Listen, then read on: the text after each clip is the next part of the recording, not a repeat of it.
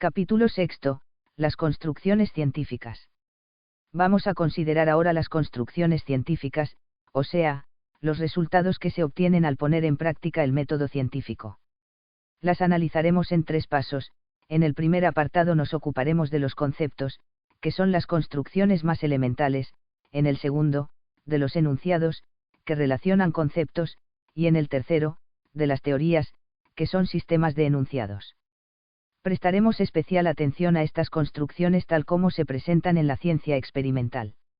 Al analizar los diferentes tipos de conceptos, enunciados y teorías, subrayaremos los aspectos que tienen más interés para resolver los problemas epistemológicos. 15 conceptos científicos. Comenzamos con los conceptos, que son las construcciones científicas elementales, con las que se construyen todas las demás. Evidentemente, en la ciencia experimental se utilizan conceptos proporcionados por el lenguaje ordinario y por la lógica. Prescindiremos de su análisis, pues se trata de un estudio que corresponde a la teoría general del conocimiento, y nos centraremos en los conceptos específicos de la ciencia experimental. 15.1. Clases de conceptos científicos. Es usual distinguir los conceptos científicos en 3 grandes tipos: clasificatorios, comparativos y cuantitativos. Mediante conceptos clasificatorios, tales como célula, aminoácido, ion, o potasio, dividimos en clases los sistemas o propiedades según posean o no determinadas características. Si establecemos un orden obtenemos conceptos comparativos. Por ejemplo, mediante una balanza podemos comparar las masas de los cuerpos, lo cual nos permite establecer un criterio para delimitar cuando un sistema tiene una masa mayor que la de otro y definir, de este modo, la masa como concepto comparativo. Si además fijamos escalas y unidades, obtenemos los conceptos cuantitativos o métricos, también denominados magnitudes, que se definen en relación con teorías matemáticas y experimentos repetibles. Por ejemplo, para definir la masa como una magnitud, concepto cuantitativo, hay que especificar que se trata de una magnitud escalar y aditiva, aspectos matemáticos, e indicar métodos para medirla, aspecto experimental. Es una magnitud escalar, porque su valor se representa por un simple número. Por ejemplo, la masa de un cuerpo son 3 kilogramos, en cambio, otras magnitudes son vectoriales, porque, además de tener una intensidad, tienen una dirección y un sentido, y no se representan solo por un número, sino mediante un vector. La velocidad de un cuerpo es una magnitud vectorial, y para determinarla no basta decir, por ejemplo, que el cuerpo tiene una velocidad de 90 km por hora, hay que especificar en qué dirección, una recta, por ejemplo, y en qué sentido, hacia un lado u otro de la recta. Además, la masa es una magnitud aditiva, porque las masas de varios cuerpos se suman aritméticamente. La masa de varios cuerpos es la simple suma de las masas de cada uno de ellos. La masa total de 2 cuerpos que tienen 2 y 3 kilogramos de masa es 5 kilogramos. En cambio, la temperatura, que también es una magnitud escalar, no es aditiva. Si se ponen en contacto 2 cuerpos cuyas temperaturas son de 10 y 80 grados, cuando se llegue al equilibrio término la temperatura no será de 90 grados. Por supuesto, todo lo dicho solo tiene sentido si disponemos de métodos experimentales para medir los valores de las magnitudes. Por tanto, para definir una magnitud, es necesario especificar algún procedimiento para medirla. El uso de conceptos cuantitativos, magnitudes, tiene enorme importancia en la ciencia experimental. Las magnitudes constituyen el puente entre la teoría y la experimentación, porque son conceptos teóricos que se relacionan con los resultados de los experimentos. Permiten desarrollar teorías matemáticas y someterlas a control experimental. Hacen posible un tratamiento riguroso y controlable de modo intersubjetivo. Por ejemplo, cuando la masa se define de acuerdo con los criterios mencionados, deja de ser un concepto intuitivo y se convierte en una construcción teórica que se aplica siempre que sea posible aplicar esos criterios. No solo podemos hablar de la masa de los cuerpos ordinarios, sino también de la masa de los iones y de las partículas subatómicas, que son entidades muy alejadas de la experiencia ordinaria. Si bien comenzamos con conceptos clasificatorios tomados del conocimiento ordinario, posteriormente se consiguen conceptos cuantitativos que dan lugar a nuevos conceptos clasificatorios, que están en un nivel más profundo y ya no pueden obtenerse mediante la experiencia común. Los ejemplos se pueden multiplicar fácilmente. Podemos pensar, por ejemplo, en conceptos de la química tales como aminoácido, ion, potasio. El potasio fue aislado por Humphrey Davy el 6 de octubre de 1807 mediante electrólisis, haciendo circular la corriente eléctrica, producida por la batería que él mismo construyó, a través de potasa fundida. Es un ejemplo de colaboración entre distintas disciplinas teóricas y de su ensamblaje con técnicas instrumentales. Los conceptos básicos acerca de la electricidad se habían desarrollado durante varios siglos, y en 1800 se consiguió la primera pila eléctrica. Por tanto, si bien el concepto de potasio se utiliza como clasificatorio y designa un elemento químico determinado, se precisó por vez primera gracias a todo un conjunto de estudios teóricos y experimentales que incluían muchos aspectos cuantitativos. Por supuesto, el concepto de ion potasio es todavía más complejo, ya que incluye los resultados de la teoría atómica. En definitiva, muchos conceptos clasificatorios no están tomados de la experiencia ordinaria, sino que son construidos utilizando los resultados teóricos y experimentales de diversas disciplinas, y son consecuencia de trabajos en los que intervienen conceptos cuantitativos. La secuencia clasificatorio comparativo cuantitativo no indica que los conceptos clasificatorios sean solo un primer paso cuya utilidad se reduce a facilitar la construcción de magnitudes. Una vez que se obtiene un concepto cuantitativo, se convierte en un nuevo tipo de concepto clasificatorio, que está sometido a ulteriores refinamientos como concepto cuantitativo, de acuerdo con el ulterior progreso de la ciencia.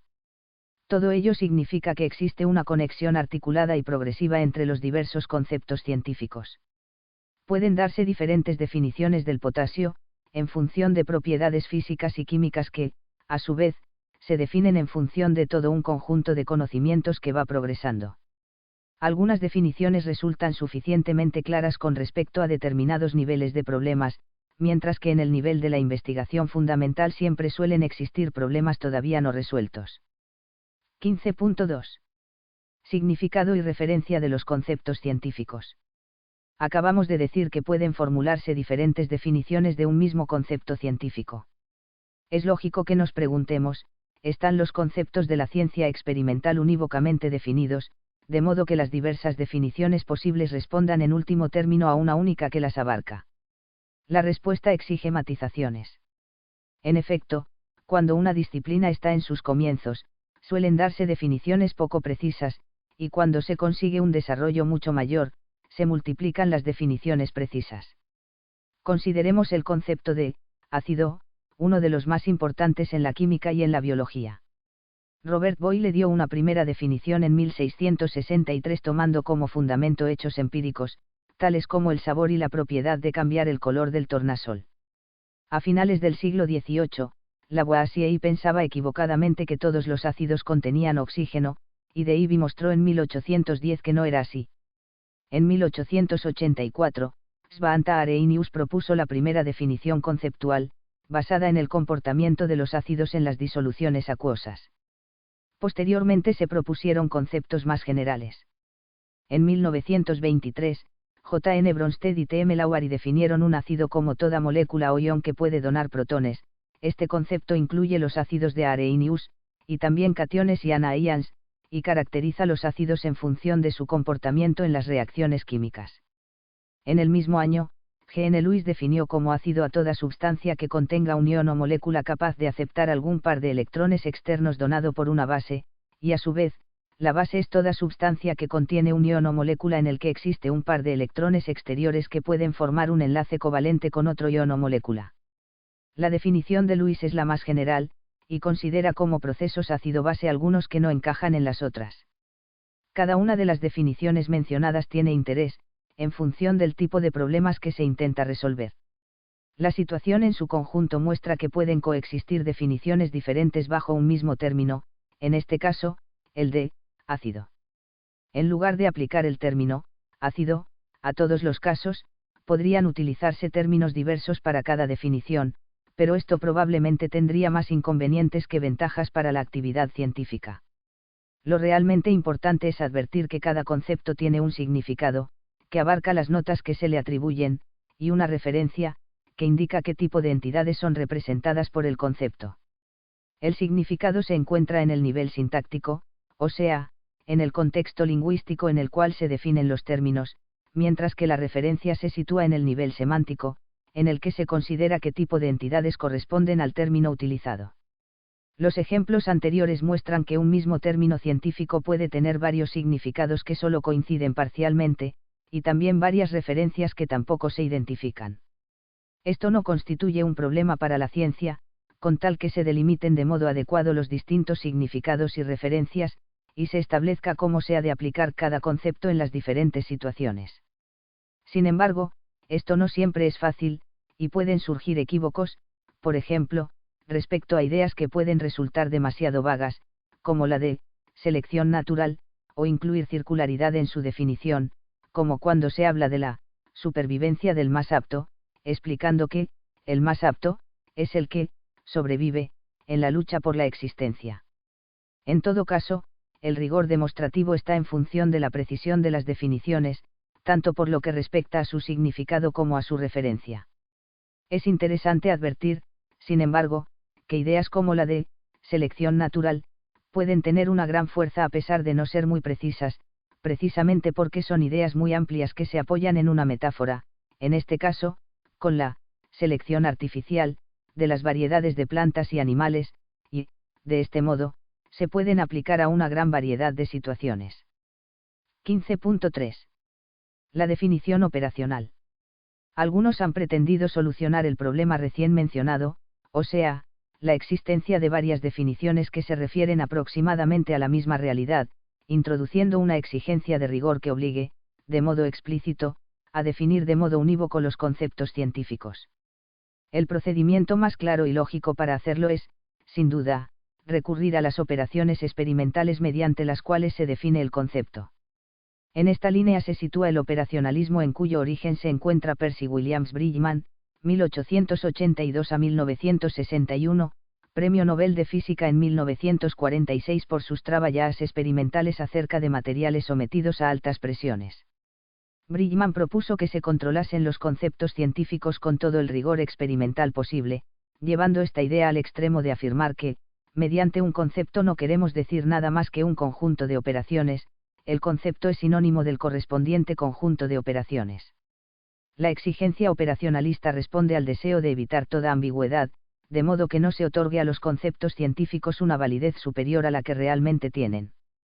Parece que, si el científico se atiene a esa exigencia, nunca habrá que rechazar las construcciones teóricas ya establecidas, y que, en caso contrario, ese peligro existirá siempre. Sin embargo, incluso la definición de los conceptos científicos más sencillos requiere ideas e interpretaciones que no pueden reducirse a operaciones, por ejemplo, estipular si una magnitud es escalar o vectorial, aditiva o intensiva. Además, si se extraen las consecuencias lógicas del operacionalismo, habría que admitir que nos encontramos con conceptos realmente distintos cada vez que se propone una definición experimental diferente, lo cual complicaría en exceso la actividad científica, en la que se considera que conceptos tales como masa, temperatura, tiempo, etc., constituyen un mismo concepto aunque sean susceptibles de diferentes definiciones experimentales. Estas dificultades son evidentes. De hecho, Bridgman matizó su propuesta. En 1951 afirmaba, la idea fundamental del análisis operacional es suficientemente simple. Se afirma que no conocemos el significado de un concepto a menos que podamos especificar las operaciones que fueron utilizadas por nosotros o por nuestros colegas al aplicar el concepto a cualquier situación concreta. El aspecto operacional no es en modo alguno el único aspecto del significado, pero frecuentemente es el más importante. En el mismo contexto, Bridgman explicaba que, al hablar de operaciones, no se refería solo a las que pueden realizarse experimentalmente, sino también a los denominados experimentos mentales, u operaciones, de papel y lápiz, e incluso a operaciones verbales, tales como preguntarse a uno mismo, ¿diría esto y esto en tal y tal situación? Si se prescinde, como hizo el mismo Bridgman, de interpretaciones extremas, el operacionalismo subraya un rasgo importante de la actividad científica, en cuanto es deseable que los conceptos científicos se definan de modo suficientemente claro con respecto a su aplicación experimental.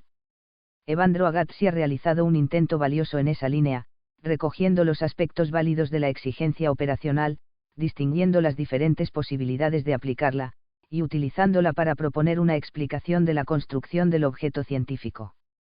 Agassi muestra las limitaciones del operacionalismo extremo y desarrolla de modo constructivo los aspectos que responden a las exigencias que impone el uso riguroso del método experimental.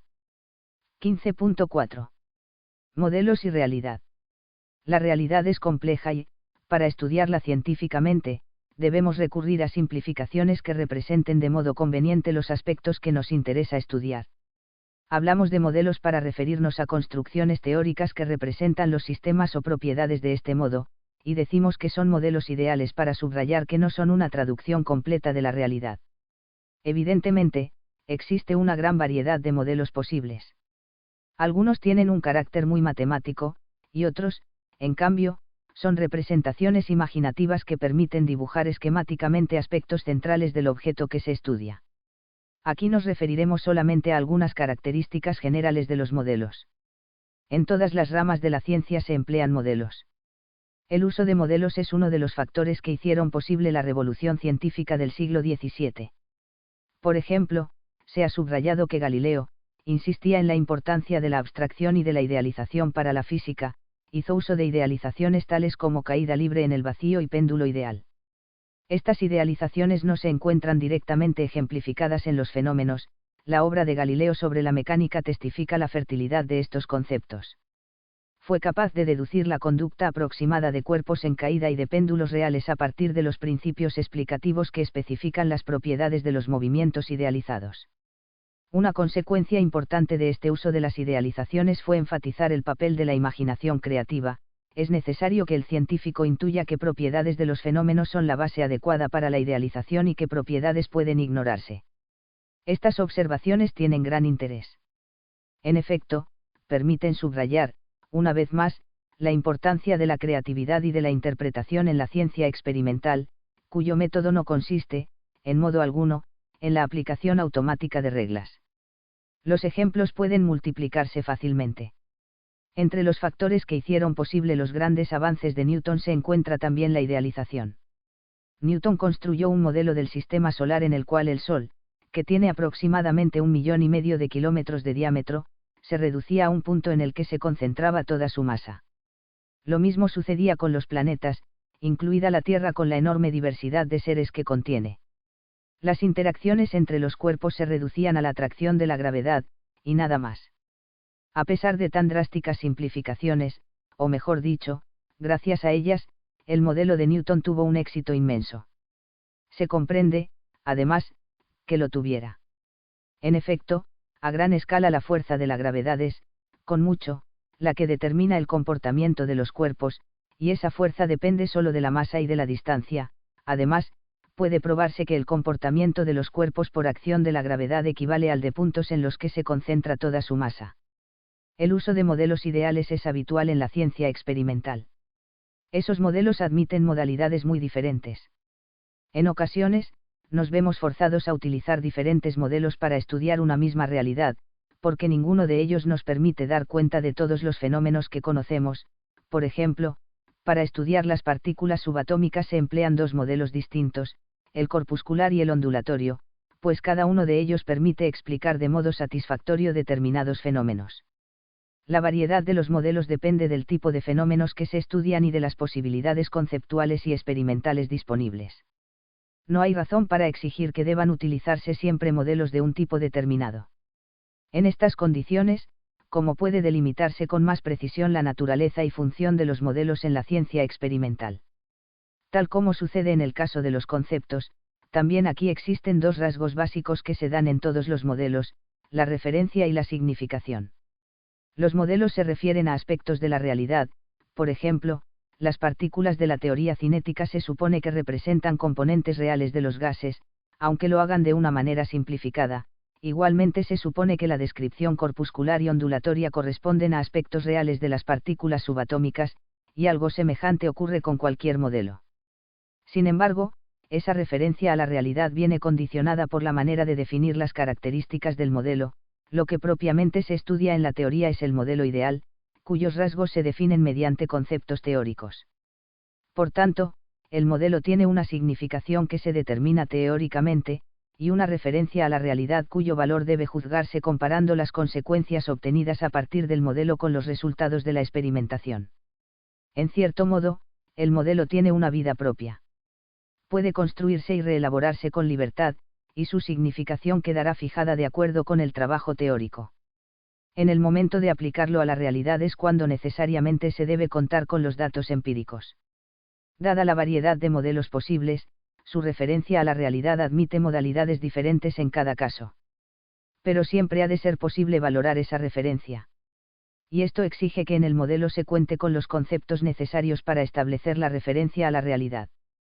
Por consiguiente, además de formular las definiciones teóricas oportunas, se deben indicar procedimientos experimentales que proporcionan la base empírica imprescindible para la aplicación del modelo, ya que permiten establecer una correspondencia entre los modelos y los datos experimentales. 15.5. Presupuestos metaempíricos de los conceptos de la ciencia experimental. Tanto en el plano teórico como en el experimental, existen límites para las posibilidades de definir.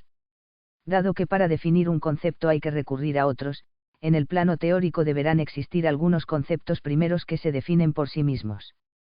Podría decirse que ello es factible recurriendo a la experimentación, o sea, definiendo los conceptos básicos solo mediante experimentos. Pero también en ese plano existen límites, ya que todo experimento exige que se admitan algunos supuestos básicos.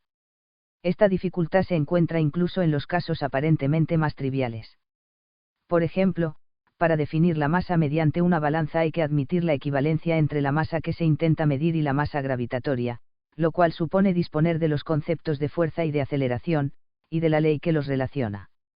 Además, si se desea expresar la masa como una magnitud, concepto cuantitativo, lo cual es imprescindible para obtener formulaciones matemáticas, hay que establecer un sistema de medida que incluya una escala definida mediante unidades, y hay que convenir que la masa es una magnitud aditiva, de modo que las masas de dos cuerpos que forman un solo sistema se suman aritméticamente, lo cual no sucede con otras magnitudes, como la temperatura.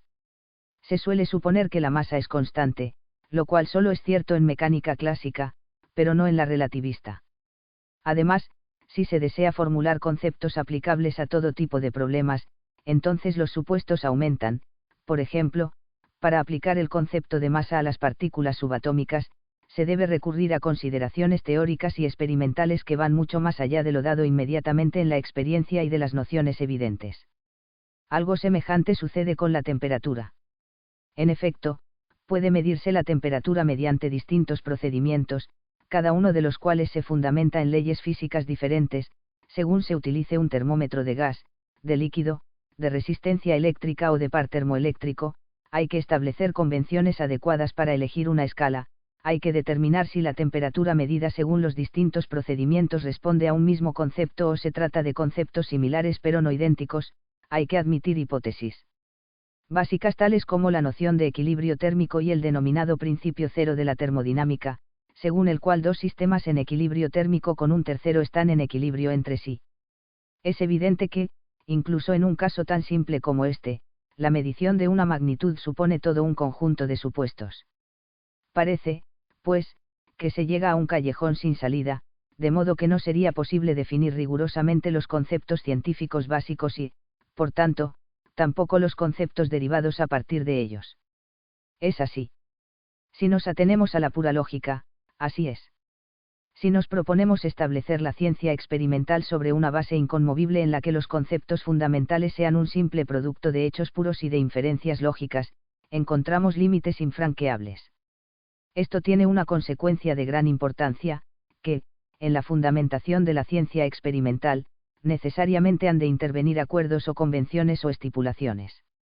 Sin embargo, esto solo es un inconveniente si se exige una demostrabilidad perfecta que, en realidad, es imposible. Por el contrario, ningún problema surge si se reconoce que esa exigencia no es razonable, sino que es un prejuicio filosófico injustificado. Además, y esto tiene gran importancia, las estipulaciones necesarias para establecer los conceptos científicos no son arbitrarias. Por ejemplo, es posible justificar razonablemente el concepto de masa utilizado en la mecánica clásica y los procedimientos para su medición, de modo que el concepto se utilice coherentemente en los diversos contextos teóricos y las mediciones den valores aceptables dentro de los límites de precisión de cada procedimiento.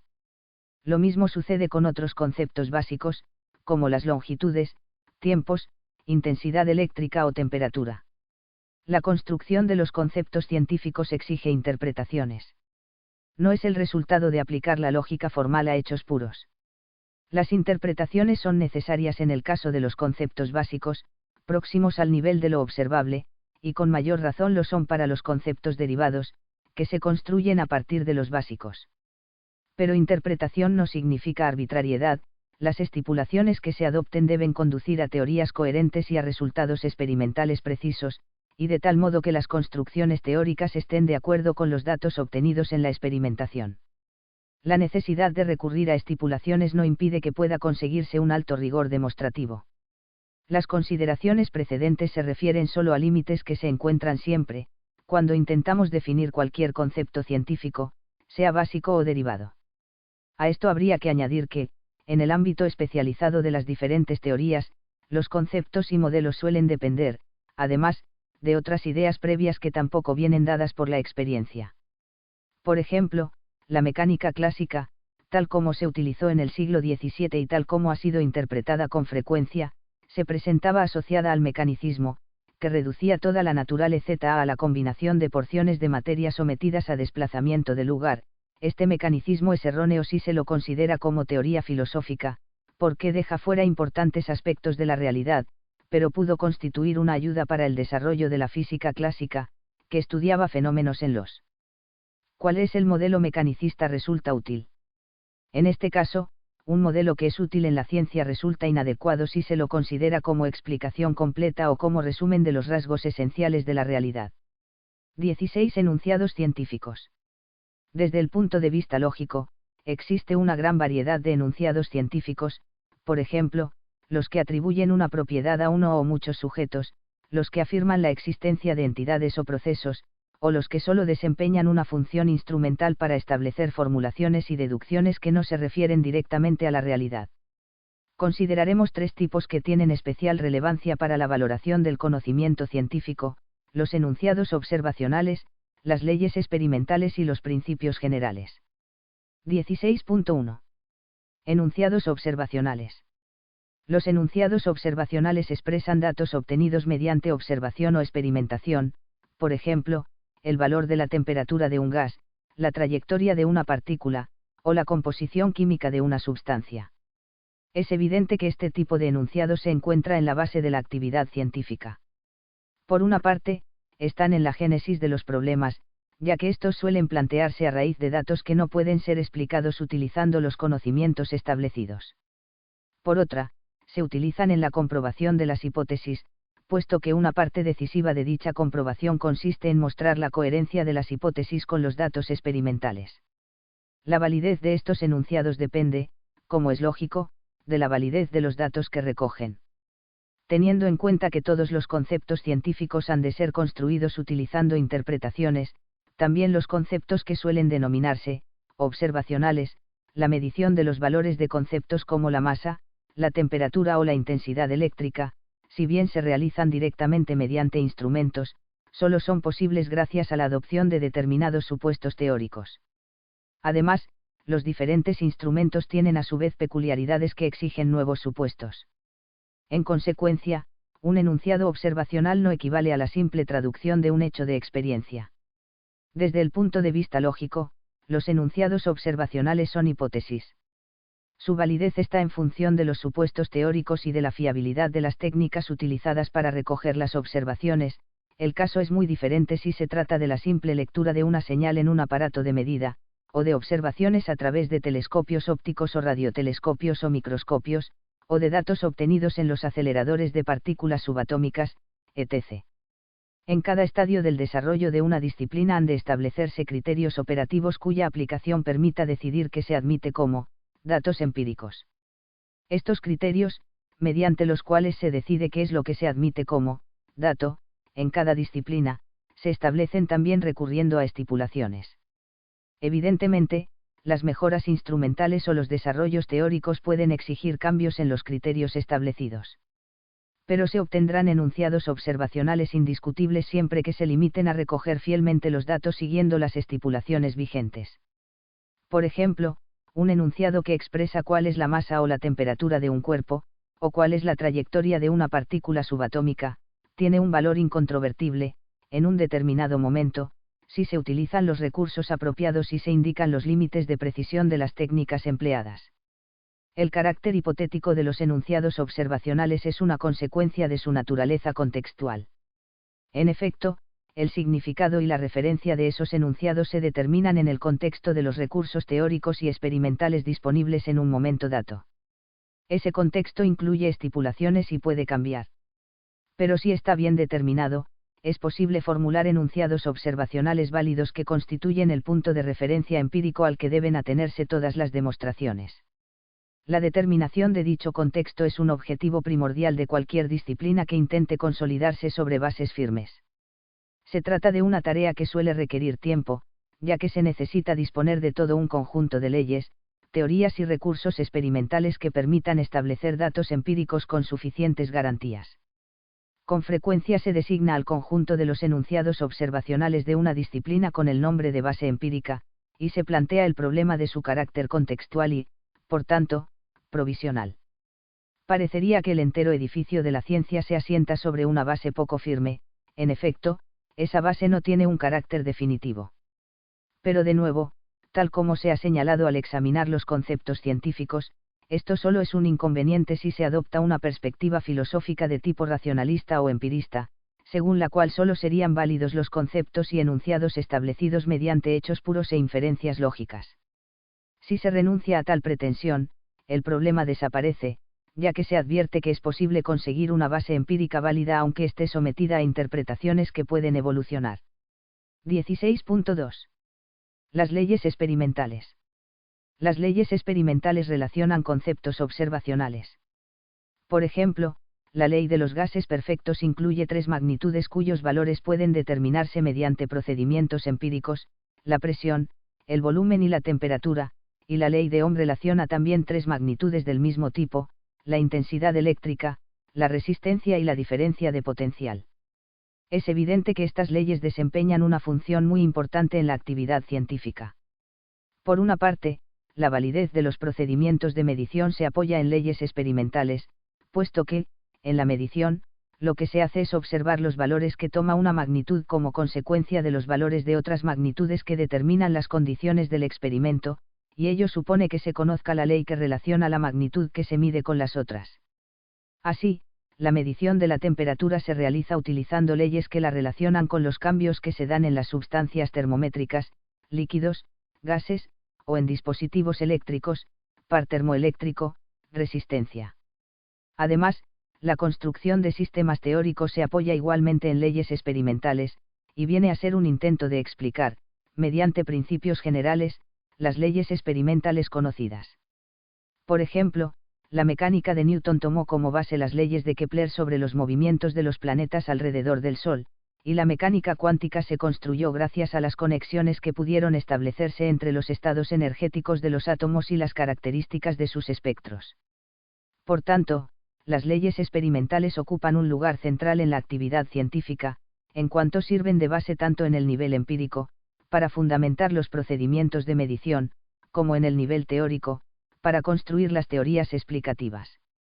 En cierto modo, también representan el conocimiento más seguro que se alcanza en la ciencia experimental. En efecto, dado que relacionan conceptos observacionales, pueden comprobarse con seguridad. Sin embargo, también en este caso hay que advertir que, desde una perspectiva puramente lógica, las leyes experimentales son generalizaciones cuya validez no puede demostrarse, son, pues, hipótesis. Esto es una consecuencia del carácter hipotético de los conceptos y de los enunciados observacionales, a lo cual se añade que las leyes son enunciados generales que se refieren a todos los casos posibles. Pero, de modo análogo a cuanto ya se ha señalado al examinar los conceptos y los enunciados observacionales, esa dificultad lógica se supera porque es posible establecer contextos teóricos y experimentales válidos en los cuales se comprueba la validez de las leyes con suficientes garantías. Las leyes experimentales pueden comprobarse dentro del grado de aproximación permitido por los conceptos e instrumentos disponibles y en un ámbito determinado de condiciones. Por ejemplo, la ley de los gases ideales se convierte en un enunciado verdadero o falso cuando se sustituyen la presión, el volumen y la temperatura por sus valores medidos, resulta entonces que es válida para bajas presiones y en el supuesto de que las moléculas se comporten de modo aleatorio, tengan dimensiones despreciables, no ejerzan fuerzas de atracción, y sus choques sean perfectamente elásticos. Si esos supuestos no se cumplen, la ley tampoco se cumple y hay que recurrir a otras formulaciones. Una ley experimental no es una traducción exacta de las leyes de la naturaleza. Incluso el término, ley, es confuso en este contexto. En realidad, esas leyes son relaciones que se cumplen en condiciones determinadas. Cuando se formulan cuantitativamente, es más exacto hablar de ecuaciones que de leyes. Por ejemplo, la ley de los gases ideales es una ecuación de estado, que supone la definición del concepto de estado termodinámico y, por tanto, que se establezca qué se entiende por sistema termodinámico y qué propiedades definen el estado de un sistema. Es obvio que se trata de un conjunto de conceptos teóricos que no son una simple traducción del orden natural real. Como las leyes experimentales contienen términos teóricos, su validez está en función de todo un contexto teórico. Esta observación cobra mayor importancia todavía si se tiene en cuenta que, aunque las leyes frecuentemente son formuladas como resultado de investigaciones experimentales autónomas, adquieren un significado pleno cuando se las integra en sistemas explicativos.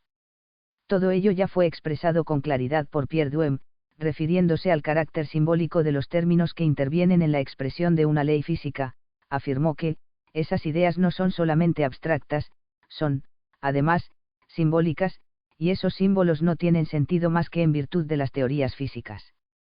En consecuencia, Duhem señaló que, una ley de la física es una relación simbólica cuya aplicación a la realidad concreta exige que se conozca y que se acepte todo un conjunto de teorías. Por estos motivos, y teniendo en cuenta que pueden afinarse progresivamente tanto la simbolización teórica como los instrumentos de medición, todas las leyes son aproximadas, provisionales y relativas. El progreso científico puede determinar que el grado de aproximación proporcionado por una ley resulta insuficiente para las nuevas necesidades de la investigación. Sin embargo, ello no impide que una ley sea válida en su contexto propio, y que esa validez sea parcialmente independiente de los sistemas teóricos explicativos en los que pueda encuadrarse. 16.3. Los principios generales.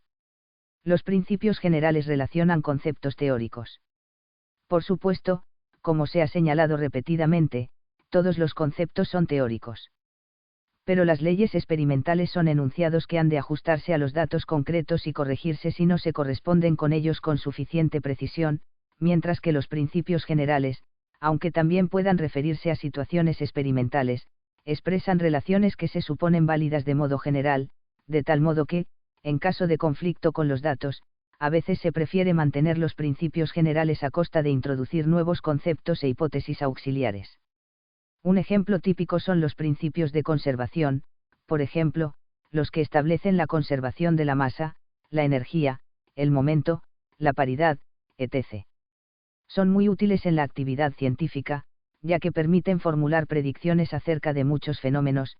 En efecto, afirman que algunas cantidades no cambian durante los procesos, de manera que, si se conocen sus valores en el estado inicial, también se conocen en el estado final, lo cual facilita el cálculo de las respectivas magnitudes. Esto explica que en diversas ocasiones se recurra a la misma estratagema, en caso de que la experiencia parezca desmentir la validez de uno de estos principios, se prefiere introducir nuevos conceptos para salvar su validez. Consideremos el principio de conservación de la energía, que es un principio general de gran interés porque se aplica a todos los procesos naturales. Inicialmente se definió la energía cinética en función de la masa y la velocidad de los cuerpos, y se estableció su conservación en los procesos de colisión. Con objeto de salvar la conservación de la energía mecánica en las acciones a distancia, se introdujo el concepto de energía potencial, relacionada con campos de fuerzas. Para los campos eléctricos se definió el potencial eléctrico. En el siglo XIX tomó cuerpo la idea de que las distintas formas de la energía eran comparables. En la década de 1840 Joule estableció que el calor y la energía mecánica eran intercambiables. Joule presentó sus resultados a la British Association en 1843 sin demasiado éxito, a pesar de que se trataba de experimentos cuidadosamente realizados e interpretados. ¿Por qué no fueron aceptados inmediatamente? Sin duda, porque la equivalencia entre la energía mecánica, eléctrica y calorífica no se basa en puros hechos, sino en datos interpretados de acuerdo con principios teóricos. Finalmente se llegó a formular el principio de modo general, y se ha extendido también a los fenómenos atómicos y relativistas teniendo en cuenta la equivalencia entre masa y energía. Por tanto, si bien este principio se basa en leyes experimentales, propiamente es un postulado cuya validez se juzga en función de sus aplicaciones. Los nuevos conceptos introducidos para salvar el principio no son hipótesis arbitrarias ni meras estratagemas pragmáticas. Por ejemplo, así han surgido magnitudes que, como sucede en el caso de los potenciales, desempeñan importantes funciones teóricas y reciben interpretación empírica. En la física de partículas, parecía que el principio de conservación de la energía no se cumplía en la desintegración beta de núcleos radiactivos. Para salvar el principio se postuló la existencia de una nueva partícula, el neutrino, que ha llegado a ser un componente básico de las teorías sobre la estructura de la materia. Cuando se investigan los posibles modos de desintegración de las partículas, una de las condiciones que se imponen es que se cumpla ese principio. Además, el principio se aplica de diferente manera según sea la naturaleza de los problemas. El primer principio de la termodinámica es una formulación del principio de conservación de la energía. Afirma que la variación de la energía interna de un sistema es igual a la diferencia entre el calor y el trabajo. Equivale a dar una definición de la energía interna, sobre cuya naturaleza no se formula ninguna hipótesis. Esto, que en apariencia es trivial, conduce a consecuencias de gran interés debido a que la energía interna, a diferencia del calor y del trabajo, es una función de estado y su diferencial es exacta. De ahí resultan relaciones matemáticas importantes. Estas consideraciones, al mismo tiempo que permiten comprender la naturaleza de los principios generales, muestran rasgos importantes del método de la ciencia experimental. Es fácil advertir que ese método no se reduce a simples inferencias rutinarias a partir de hechos puros, ni a un esquema deductivo basado en la formulación de hipótesis y en la contrastación empírica de sus consecuencias. El método es mucho más sutil, y esto es lo que permite superar la imposibilidad de obtener demostraciones meramente lógicas. Por ejemplo, es ilegítimo afirmar que el principio de conservación de la energía es una ley universal que traduce directamente una ley de la naturaleza, sin embargo, precisamente su carácter más modesto es lo que permite utilizarlo como un instrumento de enorme importancia en la investigación. Se trata de una ecuación entre magnitudes que ha sufrido muchos e importantes cambios y que ha exigido que se creasen nuevos conceptos para salvar su validez, pero esto mismo es una manifestación de la sutileza empleada en la ciencia. 17. Las teorías científicas. Si existe una gran variedad de enunciados científicos, la variedad es también notable cuando se los sistematiza para construir teorías. Como ya se ha señalado, una misma teoría admite diferentes sistematizaciones y cada una puede presentar sus propias ventajas. Basta pensar en la formulación matricial de Heisenberg y en la ondulatoria de Schrödinger para la mecánica cuántica. Aunque son diferentes, se puede mostrar que son equivalentes, pero la formulación de Schrödinger tiene importantes ventajas, por el momento, en el trabajo científico. Recordemos que la sistematización no es un fin, se trata siempre de un medio para conseguir los objetivos de la investigación. Y nunca puede afirmarse que se ha alcanzado una formulación definitiva. Aquí utilizaremos el término teoría como sinónimo de sistema teórico, o sea, un conjunto de enunciados que se encuentran ordenados entre sí mediante relaciones lógicas. Suponiendo el caso ideal de una teoría completamente formalizada, sus enunciados están dispuestos de tal modo que se distinguen las definiciones y los axiomas o postulados, por una parte, y por otra las proposiciones que se obtienen mediante demostración a partir de los conceptos y enunciados primitivos. 17.1. La formulación de las teorías. Hemos señalado anteriormente que las teorías no suelen estar plenamente axiomatizadas. Cuando se caracterizan las teorías como sistemas hipotético-deductivos se expresa una verdad a medias. Si no se añadiera nada más, podría pensarse que se encuentran axiomatizadas de modo que, partiendo de unos postulados básicos, se deducen consecuencias mediante simples inferencias lógicas, como si las conclusiones estuvieran ya contenidas en los principios de la teoría. Por ejemplo, en la mecánica clásica se trataría de aplicar las leyes de Newton o las ecuaciones de Hamilton teniendo en cuenta las condiciones concretas de cada problema, y algo semejante ocurriría en cualquier otra disciplina. Sin embargo, la realidad es otra. De hecho, se llega a formular teorías generales cuando se dispone de un conjunto de leyes experimentales, lo cual suele requerir muchos esfuerzos continuados a lo largo del tiempo. Y cuando al fin se formula una teoría consistente, como la mecánica newtoniana o el electromagnetismo de Maxwell, continúan descubriéndose nuevos efectos y se introducen nuevas explicaciones. Este proceso no tiene fin, ya que la actividad científica se dirige hacia la solución de problemas reales, y por consiguiente se introducen nuevos conocimientos e hipótesis siempre que es conveniente, aunque no exista una sistematización perfecta. En definitiva, la formulación de las teorías suele realizarse de modo fragmentario. Raras veces se formula, desde el principio, una teoría sistematizada. Entre esos casos excepcionales se encuentra la mecánica de Newton, que, por otra parte, ha sido objeto de muchas reelaboraciones, y la teoría de la relatividad de Einstein. Lo habitual es que, aunque esté sistematizada, una teoría vaya incorporando sucesivos logros como resultado del ulterior progreso, y que no exista una sistematización hasta que no se disponga de bastantes conocimientos particulares. Esto tiene importantes consecuencias en vistas a la comprobación de las teorías. En efecto, debido a su carácter fragmentario, con frecuencia es difícil establecer su validez global y, sin embargo, resulta más fácil valorar aspectos parciales, tales como las leyes experimentales contenidas en una teoría. De hecho, si bien esas leyes adquieren especial consistencia cuando se integran en sistemas teóricos, tienen cierta autonomía propia. Por ejemplo, las leyes de la óptica geométrica se comprueban independientemente de la explicación que se dé sobre los fenómenos de la luz. A pesar de estas limitaciones, la formulación de sistemas teóricos tiene importantes ventajas, que ya hemos examinado al tratar de la sistematización, cuando comentamos sus 4 funciones: heurística, crítica, explicativa, y de economía del pensamiento. 17.2. Teorías fenomenológicas y representacionales. Otro aspecto especialmente importante con respecto a las teorías es la distinción entre teorías fenomenológicas y representacionales. En la ciencia experimental siempre se buscan explicaciones y predicciones, pero ese trabajo se realiza de diversos modos que dependen de los datos disponibles y de las construcciones teóricas utilizadas. Veamos 2 ejemplos extremos. Obtenemos la ley de los gases perfectos estudiando las correlaciones entre la presión, el volumen y la temperatura en condiciones experimentales muy concretas. Las construcciones teóricas que se necesitan son muy sencillas y la comprobación de la ley es segura, pues se encuentra en un nivel muy cercano a la experiencia. Este enfoque se denomina fenomenológico, por su proximidad a los fenómenos. En cambio, el modelo de la gran explosión sobre el origen del universo representa procesos producidos desde hace 15.000 millones de años. Evidentemente, esos procesos no han sido observados ni pueden someterse a control experimental directo.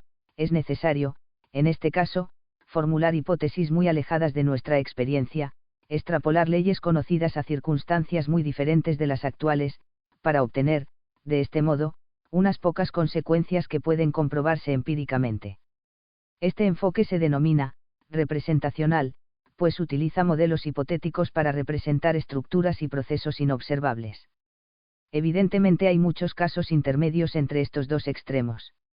En el enfoque fenomenológico obtenemos explicaciones y predicciones muy seguras pero poco profundas, mientras que en el representacional aumenta la profundidad a costa de la seguridad. Ambos enfoques se complementan. En los comienzos de una disciplina suelen obtenerse leyes fenomenológicas que hacen posible la formulación de hipótesis representacionales. Por ejemplo, las leyes cinemáticas de Kepler y Galileo, que enunciaban relaciones entre magnitudes sin determinar las causas de los movimientos, condujeron a la dinámica de Newton en la que se introducían las fuerzas como magnitudes explicativas. Los planetas describen órbitas elípticas alrededor del Sol debido a la fuerza de atracción gravitacional, y lo mismo sucede en la caída libre de cuerpos y las trayectorias de los proyectiles respecto a la Tierra. Las leyes de Mendel abrieron paso a la hipótesis de los genes.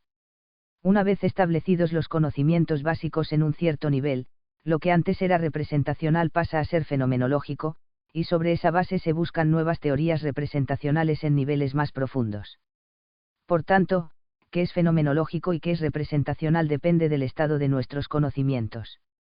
Esta observación es importante en vistas a las polémicas que se plantean en cada época entre los partidarios de atenerse a los datos observables y quienes sostienen que se deben buscar explicaciones más profundas, que van más allá de las posibilidades observacionales del momento. Por ejemplo, en el siglo pasado se desarrolló una polémica entre partidarios de uno y otro enfoque en física. Friedrich Wilhelm Ostwald y Ernst Mach se opusieron a la teoría atómica porque se trataba de una hipótesis sobre entidades inobservables. No es difícil saber qué parte llevaba razón, ya que nuestro conocimiento ha progresado enormemente gracias a la teoría atómica. Sin embargo, estas consideraciones son difíciles de aplicar en el presente en ámbitos donde todavía no se dispone de teorías representacionales bien establecidas. Así se explica que la polémica haya reaparecido en nuestro siglo y todavía continúe. Esta vez afecta al nivel más profundo de las partículas subatómicas. La opinión dominante entre los físicos, que se ha denominado interpretación oficial o de Copenhague, porque se debe en gran parte a Niels Bohr, quien trabajó habitualmente en el instituto que dirigía en Copenhague, sostiene que la mecánica cuántica actual es básicamente una teoría completa, que la interpretación probabilista es un rasgo definitivo de la teoría, y que no hay que buscar explicaciones en un nivel más profundo para eliminar el carácter probabilístico de las leyes. Otros físicos, entre ellos algunos tan importantes como Albert Einstein, Louis de Broglie y Erwin Schrödinger, no aceptaron ese punto de vista. Se han realizado diversos intentos para formular nuevas teorías que no se limiten a considerar la interpretación probabilista como definitiva, pero por el momento no se ha llegado a un acuerdo y continúan las discusiones. En todo caso, en la investigación no se busca solamente la certeza que puede conseguirse con los medios actuales de observación. Se formulan conjeturas especulativas y se exige que sean controlables empíricamente. Este modo de proceder supone un riesgo, pero está limitado por el requisito del control. No existe razón para poner límites arbitrarios a las hipótesis representacionales, puesto que solo el ulterior progreso mostrará si son o no adecuadas. Por ejemplo, mientras en el siglo pasado se discutía la teoría atómica porque se encontraba lejos de las posibilidades de observación, se ha llegado ya a un estadio en el que las medidas más fiables se obtienen recurriendo a fenómenos atómicos. En mayor o menor grado, todas las teorías versan sobre modelos ideales, que se refieren a los fenómenos reales mediante reglas de correspondencia. Esto es así tanto en las teorías fenomenológicas como en las representacionales. Sin embargo, hay diferencias importantes. El objeto de la teoría fenomenológica se define mediante conceptos observacionales como la presión, el volumen y la temperatura en termodinámica, y las reglas de correspondencia relacionan las magnitudes teóricas con sus valores medidos. Aunque también se utilicen algunas construcciones teóricas que no tienen una referencia real, se trata de instrumentos auxiliares para relacionar los conceptos observacionales. Por tanto, en una teoría fenomenológica, una vez fijadas las reglas de correspondencia, la comprobación de los enunciados teóricos se realiza sin dificultad, ya que los conceptos utilizados o bien son observacionales o bien se reducen a ellos. Sin embargo, el caso de las teorías representacionales es diferente. En efecto, el objeto de una teoría representacional se define mediante propiedades inobservables. Por ejemplo, las partículas subatómicas se caracterizan por su masa, carga, spin, etc. Aunque esas propiedades suelen denominarse observables, en el lenguaje de la física, los únicos datos de experiencia son trazas de ionización y otros efectos que se producen en los detectores de los aceleradores de partículas. Midiendo la curvatura de las trayectorias por efecto de campos magnéticos se deduce el momento de una partícula, y por medios igualmente indirectos se calculan las masas, velocidades y otras propiedades. Un medio habitual para detectar nuevas partículas consiste en suponer que se desintegran de un modo determinado y que de ahí resultan efectos detectables. En estos casos comprobamos solamente las consecuencias observables. En definitiva, todas las observaciones que se refieren a partículas subatómicas son muy indirectas, aunque sean rigurosas. Por consiguiente, si bien es cierto que en todos los casos, tanto en las teorías fenomenológicas como en las representacionales, se utilizan conceptos teóricos y hay que recurrir a interpretaciones y estipulaciones, el modelo ideal de una teoría fenomenológica tiene una conexión directa con los fenómenos observables y, en cambio, el de una teoría representacional contiene hipótesis sobre magnitudes inobservables y, por tanto, se refiere a la experiencia solo de modo indirecto. En el nivel fenomenológico se consiguen conclusiones más seguras, pero las hipótesis representacionales permiten alcanzar explicaciones más profundas y, por este motivo, tienen gran interés científico. En realidad no existe oposición entre ambos enfoques, que se complementan. 17.3. Criterios de aceptabilidad. Existen criterios para determinar cuándo deberíamos aceptar una teoría científica. Este es uno de los problemas más frecuentemente tratados en la epistemología contemporánea. Al estudiar el método hipotético deductivo, hemos aludido a 5 criterios cuya utilización permite juzgar si una hipótesis, aunque no pueda considerarse completamente demostrada, puede ser razonablemente aceptada utilizando criterios lógicos. Pues bien, esos mismos criterios son los que debemos aplicar a la aceptabilidad de las teorías, que es, en definitiva, un problema estructuralmente semejante al del método hipotético deductivo. Se tratará, por tanto, de comprobar si la teoría en cuestión cumple, y en qué grado, los requisitos de poder explicativo, poder predictivo, precisión de las explicaciones y predicciones, variedad de pruebas independientes, y apoyo mutuo entre teorías. Thomas Kuhn ha expuesto criterios similares. Para defenderse de las acusaciones de relativismo que se formularon contra su interpretación de la ciencia, escribió un artículo dedicado, por entero, a explicar los criterios que los científicos suelen utilizar para aceptar las teorías. Kuhn dice que no se había referido anteriormente a esos criterios porque daba por supuesto que se conocía su importancia, ya que en la ciencia se aplican continuamente, y aclara que su interpretación de la ciencia no significa, como suponen sus críticos, que no existan criterios objetivos que ayudan a escoger entre teorías rivales. De hecho, da por supuesto que todos saben cuáles son esos criterios. Para evitar malentendidos, en la primera parte de su escrito Kuhn formula y explica esos criterios, que corresponden a las características de una buena teoría científica.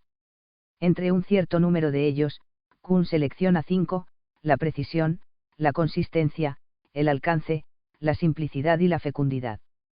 Kuhn explica que una teoría es precisa si sus consecuencias concuerdan bien con los resultados de los experimentos y observaciones disponibles. Que es consistente significa, por una parte, que en la teoría no existen contradicciones internas, y por otra, que está de acuerdo con otras teorías aceptadas. La amplitud de alcance significa que las consecuencias de la teoría se extienden más allá de los datos particulares que inicialmente intentaba explicar. La simplicidad se refiere a ordenar fenómenos que de otro modo permanecerían aislados. Y la fecundidad se refiere a la capacidad de promover nuevos hallazgos en la investigación científica. Estos criterios no tienen nada de particular, como Kuhn mismo lo advierte, representan una síntesis de un número más amplio de criterios que los científicos usan habitualmente para decidir la aceptación de teorías. El mensaje propio de Kuhn se contiene en la segunda parte de su escrito, donde explica que esos criterios no son suficientes por sí mismos para determinar las decisiones de los científicos individuales. Los 5 criterios que Kuhn presenta están bien escogidos, y coinciden aproximadamente con los 5 criterios que hemos propuesto para abordar un problema semejante al que Kuhn intenta resolver, a saber, cómo se pueden resolver las incertidumbres del método hipotético deductivo. Kuhn subraya correctamente que, aunque esos 5 criterios resultan útiles, deben ser complementados por la apreciación de los científicos. Por tanto, la elección de teorías no es un asunto de gustos, y se rige por criterios objetivos. A la vez, incluye evaluaciones que no pueden ser eliminadas. La elección de teorías no puede decidirse mediante la aplicación automática impersonal de una especie de algoritmo.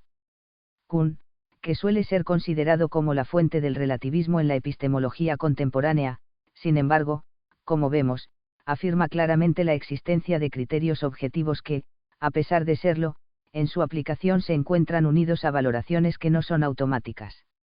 La interpretación juega un papel importante en cada uno de los pasos de la ciencia experimental, y esto es compatible con la existencia de criterios rigurosos en las pruebas científicas. El problema de la aceptación de las teorías se presenta, con frecuencia, como la elección entre teorías rivales, o sea, teorías diferentes que aparecen como candidatas para resolver el mismo problema. Desde luego, no existen criterios cuya aplicación automática e impersonal permita dilucidar estas cuestiones. Lo que podemos hacer es aplicar criterios como aquellos a los que nos acabamos de referir. Al fin y al cabo, el problema no difiere esencialmente del que hemos estado considerando. Se han propuesto criterios muy elaborados que, en principio, permitirían apreciar y comparar el contenido empírico y la verosimilitud de las teorías, pero no parece que ninguno de ellos sea aplicable en la práctica científica real. 17.4. El progreso científico. La característica más espectacular de la ciencia experimental es su progreso. Las diferentes interpretaciones que se proponen en la epistemología son, en buena parte, intentos de explicarlo. Con frecuencia se compara el progreso científico con la ausencia de criterios de progreso en otros ámbitos del conocimiento. El estudio de esta cuestión ocupa, por tanto, un lugar destacado en la filosofía de la ciencia. En una primera aproximación, podemos decir que existe progreso en la medida en que se consiguen mejores medios para alcanzar el doble objetivo de la ciencia experimental, y las modalidades del progreso coinciden con los caminos disponibles para realizar ese objetivo de manera más eficaz. Existen algunos casos indiscutibles de progreso. En primer lugar, el nacimiento histórico de la ciencia experimental, que fue el paso decisivo y fuente de todos los siguientes. En segundo lugar, la consolidación de las diversas ramas y disciplinas de la ciencia, por ejemplo, el nacimiento de la física y, dentro de ella, el nacimiento de la mecánica, de la astronomía, de la óptica, etc. En todos estos casos, la existencia de progreso es indudable, porque comienza a existir una parte de la ciencia que antes no existía. No nos detendremos en estos casos, demasiado evidentes, que no ofrecen dificultades especiales, aunque es muy interesante, desde el punto de vista histórico y filosófico, estudiar los factores que han hecho posible ese progreso. Sin embargo, en otros casos no siempre es fácil determinar si existe progreso, se trata del progreso dentro de una disciplina determinada o progreso intradisciplinar. Se trata de la obtención de nuevos conocimientos en el ámbito de una disciplina científica que ya está consolidada. Supongamos que la disciplina que se considera está bien establecida y que los modos de formular los conocimientos no cambian. En tal situación, existe progreso cuando se descubren nuevos fenómenos, entidades, propiedades o relaciones, y se formulan nuevas leyes o sistemas teóricos. Aparentemente, esto es lo que sucede en la actividad científica madura. Sin embargo, la situación real suele ser más compleja. En efecto, aunque una parte del progreso se realiza de la manera mencionada, esto solo se cumple en unas condiciones muy precisas, o sea, cuando permanecen idénticos todos los factores relacionados con la definición de los conceptos básicos y las formulaciones teóricas. Se trata de una condición muy estricta. A veces sucede que las nuevas formulaciones modifican esos factores.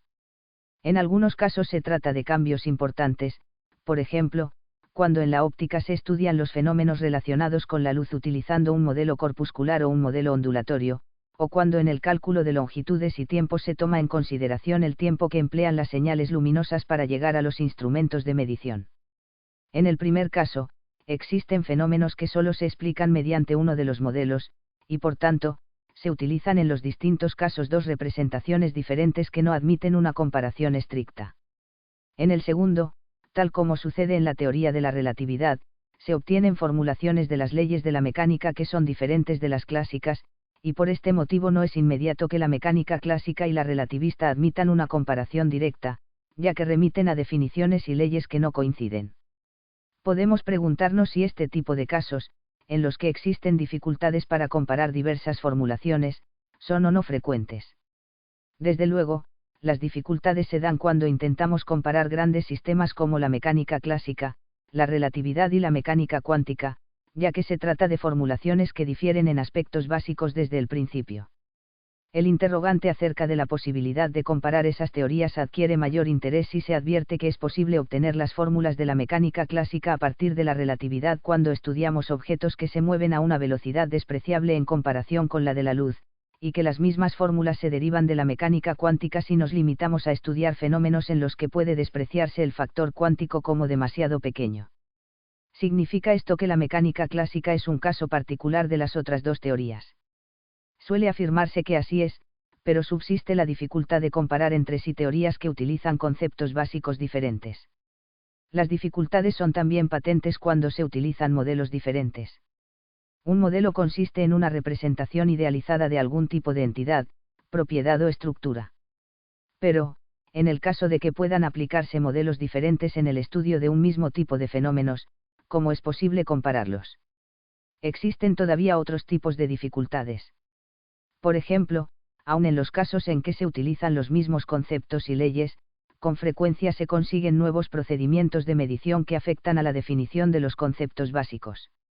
Este caso es frecuente, puede pensarse en las mediciones del tiempo basadas en fenómenos atómicos, o en los procedimientos de detección en los aceleradores de partículas. En el ámbito teórico sucede algo análogo cuando se adoptan nuevas formulaciones, tal como sucede con las formulaciones de Lagrange o de Hamilton-Jacobi en la mecánica clásica.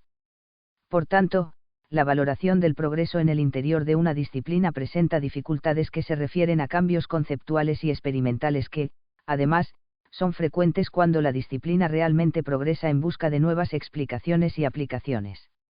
En el apartado siguiente analizaremos una propuesta que puede facilitar la explicación del progreso intradisciplinar. Pero antes podemos preguntarnos qué interés tiene este tema y por qué se le ha concedido tanta importancia en la epistemología contemporánea. De hecho, se dan tres motivaciones diferentes que condicionan el modo de plantearlo. La primera es una motivación filosófica, que se da cuando lo que se pretende es obtener una imagen del progreso científico que sirva de apoyo para las propias ideas filosóficas. Esto sucede, por ejemplo, cuando se defienden posturas cientificistas, en las que la ciencia experimental viene considerada como paradigma de todo conocimiento válido. Es lógico que, para argumentar en favor de tales posturas, se busque establecer criterios de progreso que resulten aplicables en las ciencias experimentales y que, en cambio, no puedan utilizarse en otras modalidades cognoscitivas. Tales criterios, en caso de existir, servirían para justificar de algún modo la perspectiva cientificista. Este planteamiento puede actuar como un prejuicio que impida plantear el problema del progreso de modo objetivo. La consecuencia de tal enfoque será que, en lugar de conseguir explicaciones auténticas, se llegará a pseudoproblemas insolubles, debido a los defectos del planteamiento. En ocasiones, se incurre en el defecto contrario, se pretende criticar el cientificismo y, para conseguirlo, se niega la peculiar fiabilidad que realmente posee la ciencia experimental, negando el progreso que realmente se da en ella. Una segunda motivación es el deseo de encontrar criterios que permitan evaluar el valor potencial de las teorías, en vistas a la investigación futura. Este motivo tiene cada vez mayor importancia, debido a que muchas investigaciones exigen el empleo de grandes recursos humanos y materiales, por lo que resulta justificado plantear qué perspectivas de éxito presenta una teoría determinada. El problema llega a adquirir dimensiones políticas cuando se trata de programas de investigación de gran volumen, tales como la construcción de los grandes aceleradores de partículas. Pero este enfoque sobrepasa los límites de la filosofía de la ciencia y requiere planteamientos de política científica. La tercera motivación es meramente epistemológica, y lleva a valorar el progreso científico en sí mismo, tal como se da en la ciencia real. Es la perspectiva que adoptamos aquí, ya que es la única que puede proporcionar una imagen real del progreso tal como de hecho se da, para comprender adecuadamente cuál es la naturaleza de ese progreso y de qué factores depende. Volvemos ahora al problema pendiente: ¿es posible determinar la existencia de un progreso intradisciplinar? Este problema se encuentra estrechamente relacionado con el problema de la conmensurabilidad de las teorías, que es uno de los temas más tratados en la epistemología contemporánea. 17.5. La conmensurabilidad de las teorías. Fue Thomas Kuhn quien puso de moda el problema que nos ocupa, al afirmar que las sucesivas teorías que se formulan en la ciencia suelen ser inconmensurables, o sea, no comparables, porque contienen diferentes conceptos básicos y utilizan diferentes modos de experimentar. La conclusión que parecía desprenderse era que el progreso científico, o bien no existía, o bien era irracional, porque no puede explicarse mediante criterios racionales que una teoría sea mejor que otra. Por este motivo se ha acusado con frecuencia a Kuhn, y a sus muchos seguidores, de irracionalismo, y de relativismo. Como ya hemos señalado, no hay dificultad en admitir que se da progreso científico cuando se considera el nacimiento mismo de la ciencia experimental y el nacimiento de nuevas disciplinas. En esos casos se da un progreso indudable, que es acumulativo y, además, es lineal en sentido estricto, puesto que se refiere al establecimiento de conocimientos que no existían previamente.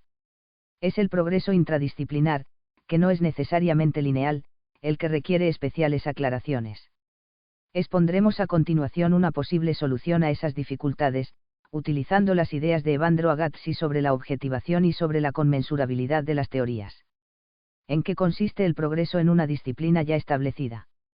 Agassi propone una respuesta que se basa en su idea de la objetivación. De acuerdo con su perspectiva, cada disciplina se caracteriza mediante una objetivación, que representa el modo como se construye su objeto. Agatsy escribe, encontramos en cada ciencia algunos predicados fundamentales, que sirven para construir su vocabulario típico. Son términos técnicos básicos de aquella ciencia, que dan a quienes la cultivan la posibilidad de ponerse de acuerdo acerca de lo que suelen llamarse datos. Más exactamente, los datos son, en cada ciencia, sus proposiciones inmediatamente verdaderas, o proposiciones protocolares, como las denominaban los neopositivistas. Se trata ciertamente de las proposiciones que se pueden afirmar de modo intersubjetivo porque contienen exclusivamente aquellos predicados básicos que se pueden controlar recurriendo a procedimientos operativos. Por ejemplo, si estamos de acuerdo en investigar la realidad usando la balanza, el cronómetro y una regla rígida para verificar proposiciones que contienen predicados como masa, duración y longitud según procedimientos estandarizados de medición, entonces podremos establecer la verdad o falsedad inmediata de toda una serie de afirmaciones básicas y formularemos aserciones empíricas de la mecánica clásica. Después introduciremos, utilizando como instrumentos de acuerdo intersubjetivo, por ejemplo el análisis infinitesimal y además otros instrumentos materialmente operativos, otros conceptos, y de este modo iremos construyendo el edificio teórico de la mecánica. Deben notarse dos diferencias con respecto a las ideas neopositivistas y operacionalistas. En primer lugar, Agatsy adopta la expresión, proposiciones protocolares, y alude a los neopositivistas, porque estos popularizaron esa expresión. Pero advierte que, si bien la utiliza en un sentido que es en parte semejante al de los positivistas, en cuanto se trata de proposiciones que se encuentran en la base de las construcciones científicas, las semejanzas acaban ahí. En efecto, tales proposiciones no se reducen a experiencias subjetivas, como pretendían los neopositivistas, sino que se establecen mediante interpretaciones teóricas que son imprescindibles para definir los predicados básicos. Por otra parte, la objetivación, tal como ha sido introducida, tiene también algún rasgo que recuerda al operacionalismo, pero tampoco implica las tesis básicas operacionalistas. En concreto, no se reduce el significado de los conceptos a las operaciones relacionadas con ellos. Siguiendo a Agatsy, denominamos objetivación al conjunto de procedimientos teóricos y prácticos utilizados para construir los objetos científicos. Una objetivación contiene los predicados básicos de una disciplina, tales como la masa, la longitud y el tiempo en la mecánica, y los criterios de protocolaridad que sirven para determinar qué tipo de enunciados se consideran evidentes en esa disciplina. Veamos qué relación existe entre la objetivación y el progreso científico. Agatsy ha sintetizado la cuestión del modo siguiente: el punto de partida consiste en reconocer que cada disciplina científica señala su dominio específico de objetos seleccionando unos pocos predicados específicos para su discurso. Algunos de esos predicados deben ser operacionales, esto es, relacionados directamente con operaciones de contrastación, y son los que determinan los objetos de la teoría respectiva. En el caso de una transición desde una teoría T a otra T, debemos considerar si los predicados operacionales cambian o no. Si no cambian en su relación con las operaciones, entonces T y T son comparables, y pueden resultar a veces compatibles y a veces incompatibles. Si todos los predicados operacionales no son idénticos en T y T, las dos teorías muestran un grado de inconmensurabilidad bastante alto, y esto sucede porque no se refieren a los mismos objetos. En este caso el cambio de teoría significa cambio de objetos. Pero podemos ver que incluso la inconmensurabilidad es compatible con el progreso concebido como la acumulación de verdad. En efecto, T y T continúan siendo verdaderas acerca de sus objetos respectivos, T no refuta a T, y la suma global de verdad adquirida aumenta. En otras palabras, el progreso científico no consiste en una mera relación lógica entre teorías, y además no es lineal. Sin embargo, existe, e incluso puede ser interpretado como una acumulación de verdad, con tal que no se olvide que cada teoría científica es verdadera solamente acerca de sus objetos específicos propios. En este contexto, Agatsy añade una matización que tiene gran interés, en relación con el carácter teórico de los predicados operacionales. En efecto, uno de los principales argumentos en contra de la posibilidad de comparar entre sí las teorías suele basarse en que la experimentación supone siempre que se acepten formulaciones teóricas que permiten planear e interpretar los experimentos. Esto sucede siempre que recurrimos a procedimientos experimentales, y por tanto, también cuando buscamos la definición de los predicados operacionales básicos. En este sentido, no existen predicados puramente observacionales u operacionales, y esto parece impedir toda comparación cuando se formulan nuevas teorías. La nueva formulación tendría repercusiones en todos los conceptos, también en los operacionales, de modo que se daría un cambio de sentido que haría imposible cualquier comparación. Pues bien, Agatsy señala al respecto que, en el caso de los conceptos operacionales sucede que su significado se divide en dos partes, una componente a la que denomino referencial y otra componente contextual. Es sólo esta segunda la que está impregnada de teoría, mientras que la primera representa un núcleo estable de significado, que puede permanecer invariante en distintas teorías y, de este modo, permite una comparación. Por tanto, es posible admitir que todo concepto científico está impregnado de teoría, admitiendo igualmente a la vez que ese aspecto es sólo parcial en el caso de los conceptos operacionales. Consideremos, por ejemplo, el caso de la termodinámica fenomenológica y la mecánica estadística. En la primera teoría, se utilizan magnitudes observacionales tales como el volumen y la temperatura, que se definen teóricamente y se relacionan con procedimientos experimentales de medición. En la segunda, se construye un modelo representacional, tomando en cuenta el número de partículas que hay en una muestra de un gas, su masa y su velocidad, de modo que el modelo se basa en magnitudes que no son observacionales. Es posible tender un puente entre ambas teorías. De hecho existe, ya que se formulan relaciones entre el modelo representacional y las magnitudes Midavals. Estas reciben una interpretación nueva en la mecánica estadística, y por tanto, tienen un nuevo significado contextual, pero los procedimientos de medición siguen siendo los mismos. En consecuencia, existe una base común a ambas teorías, y esa base es suficiente para mostrar que los resultados de ambas son complementarios. Las dos teorías conectan con la realidad a través de las mismas magnitudes observacionales, cuyos valores se determinan utilizando los mismos instrumentos, y por consiguiente la nueva significación teórica de esas magnitudes no es obstáculo para que se relacionen las correspondientes teorías. El resultado es que no existe ninguna oposición entre ambas, de modo que se obtiene un conocimiento más completo teniendo en cuenta el conjunto de sus formulaciones y resultados. Por otra parte, las construcciones teóricas han de ser valoradas de acuerdo con la intención con que son formuladas. Por ejemplo, un modelo como el utilizado en la teoría cinética de los gases no se pretende que sea verdadero, o mejor, no es formulado como una representación completa de la situación física, es un modelo deliberadamente esquemático, ideado para explicar situaciones físicas que admitan las simplificaciones inherentes al modelo. ¿Cuáles serán los criterios de progreso en situaciones de ese tipo? Craig Dilworth ha analizado este problema, y ha propuesto 3 criterios para juzgar la aceptabilidad de los modelos: su exactitud o precisión, el alcance o amplitud de sus aplicaciones, y la sencillez. Los 2 primeros factores son empíricos, y el tercero tiene un carácter más teórico. Cuando se trata de comparar teorías, la precisión se comprueba mediante los resultados de las medidas en el dominio común en que ambas son aplicables. El mayor alcance de una teoría significa que puede aplicarse a más problemas, y la sencillez depende de las modificaciones ad hoc que se deban introducir en una teoría para explicar los datos empíricos. La perspectiva de Dilworth se apoya en una concepción de las teorías científicas según la cual éstas no son un sistema de enunciados, sino un modelo aplicado, del que pueden derivarse leyes empíricas.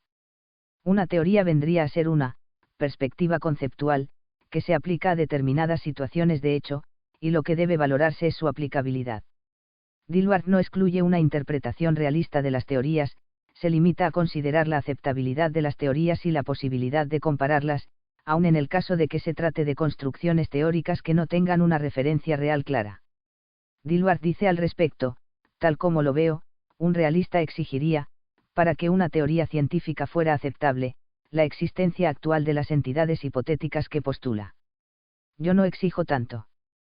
Todo lo que pediría es que lo descrito por una teoría sea en principio capaz de concebirse como una situación física posible, y el motivo para formular solamente esta exigencia más débil es, en parte, que puede suceder con frecuencia que no se esté en condiciones de aplicar el criterio realista, ya que no siempre podemos saber si aquello a lo que se refieren nuestros términos teóricos existe o no. Por tanto, no sería correcto decir que estoy en desacuerdo con un realista, simplemente, soy algo más tolerante respecto a los criterios de aceptabilidad de las teorías científicas. Estas consideraciones son importantes porque, especialmente en las teorías más abstractas de la física matemática, con frecuencia nos encontramos con situaciones de ese estilo, en las que es difícil juzgar las construcciones de modo realista, y a pesar de todo podemos hablar de progreso. Se puede decir más. Cuando se habla de progreso, a veces se da por supuesto que solo sería auténtico un tipo de progreso que fuese acumulativo y lineal. O sea, se piensa que, para ser progresiva, una nueva teoría no solo debe contener todo lo válido de las anteriores, sino que el progreso debe consistir en la adición de conocimientos perfectamente homogéneos, como si se tratase de un edificio en construcción en el que lo ya construido queda subsumido, intacto, en el conjunto del edificio. El progreso científico no siempre es lineal en ese sentido. Hay una cierta estabilidad, pero no al modo como los ladrillos se acumulan en la construcción de un edificio. En todo caso, si se desea utilizar esta analogía, podría decirse que las estancias que componen el edificio no son equivalentes, y que los diferentes edificios, calles y ciudades que se van construyendo tampoco lo son. Un conjunto arquitectónico como Manhattan puede sobrepasar a muchos otros en grandiosidad y proporciona una sede apropiada para la confluencia de actividades económicas de notable envergadura, pero no posee las características de las amplias zonas de New Brasil o New Jersey, pensadas con una finalidad residencial. Se trata solo de una analogía, pero es significativa. Se trata de reconocer la pluriformidad de la actividad científica real. La ciencia experimental no es como una ciudad que se reconstruye de nuevo cada vez que se da un progreso significativo. Evidentemente, se intenta, y frecuentemente se consigue, armonizar lo nuevo y lo viejo. Pero lo viejo no suele ser destruido, y continúa desempeñando las funciones que le eran características e incluso sigue siendo fuente de novedades. El progreso no es lineal, en el sentido de que no se puede reducir a simples relaciones lógicas entre teorías, de modo que las antiguas sean absorbidas totalmente por las nuevas y lleguen a desaparecer. En definitiva, el progreso científico se explica dentro de una perspectiva en la cual la ciencia experimental es considerada en toda su complejidad. Admite diversas modalidades que corresponden a los diferentes aspectos de la actividad científica, de sus métodos y de sus resultados. Se comprende adecuadamente cuando se pone en relación con la peculiar objetividad científica. Las dificultades surgen, como hemos advertido, cuando se mezcla el análisis del progreso científico con objetivos extracientíficos que no corresponden a las características de la ciencia real.